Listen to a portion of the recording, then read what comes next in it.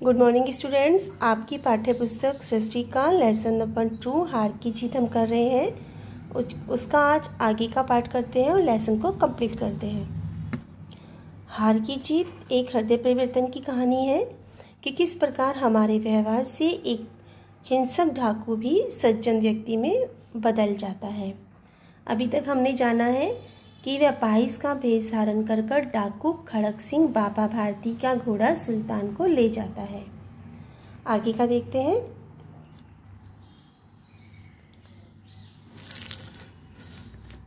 खड़क सिंह ने आवाज़ सुनकर घोड़ा रोक लिया। बाबा भारती कुछ देर तक तो चुप रहते हैं, फिर बहुत देर क्योंकि सन रह गई। अरे ये क्या हो गया, सोचा नहीं था कि ऐसा कोई विश्वासघात कर सकता है। तो थोड़ी देर पूरा बल लगाकर बहुत जोर से चिल्लाए, जरा ठहर जाओ। खड़क सिंह की आवाज़ सुनकर घोड़े को रोक लेता है। घोड़े को देखते हुए, बाबा जी यह घोड़ा अब नहीं दूंगा, परंतु एक बात तो सुनते जाओ खड़क सिंह, बाबा भारती कहते हैं। यह सुनकर खड़क सिंह ठहर गया।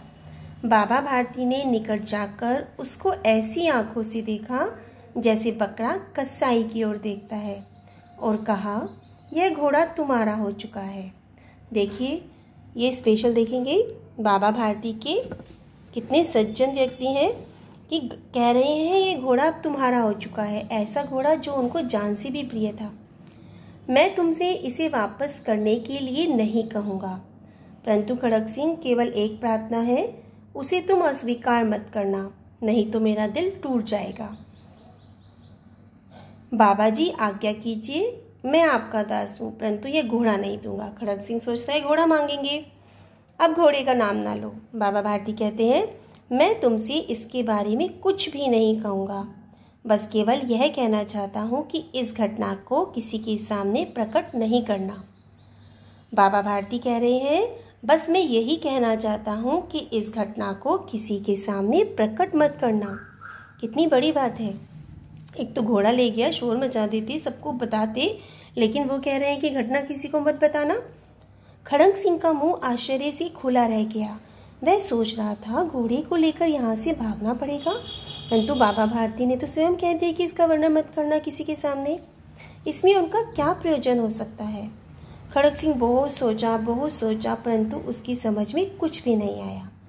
हार कर उसने अपनी आंखें बाबा भारती के मुख पर गड़ा दी और पूछा, बाबा जी इसमें आपको क्या डर है।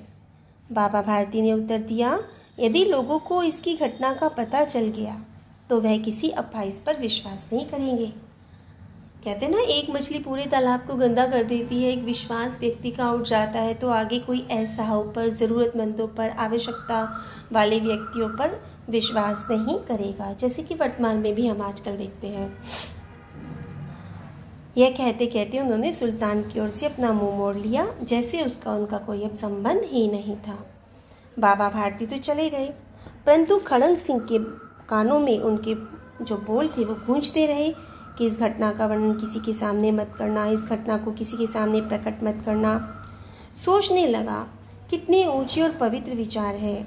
उन्हें इस घोड़े से इतना प्रेम था, उनका मुख फूल की तरह खिल जाता था इसको देखकर। मैं इसके बिना न रह सकूँगा। रात दिन रखवाली करते थे, भजन कीर्तन न कर रखवाली उसकी किया करते थे, परंतु आज दुख की एक रेखा भी नहीं, और ऊपर से कह रहे हैं कि अपाइजों पर विश्वास लोग करना ना छोड़ दें। ऐसा मनुष्य नहीं देवता है। ये जो शब्द थे बाबा भारती के, उसको कचोटते रहते हैं, उसको बहुत दुख होता है। उसके मन में ये सारे शब्द रात दिन चलते रहते हैं कि एक व्यक्ति इतना महान कैसे हो सकता है। रात्रि के अंधकार में खड़क सिंह बाबा भारती के मंदिर में पहुंचा। चारों ओर सन्नाटा था। आकाश में तारे टिमटिमा रहे थे। थोड़ी दूर पर गांव के कुत्ते भौंक रहे थे। मंदिर के अंदर कोई शब्द सुनाई नहीं पड़ता था।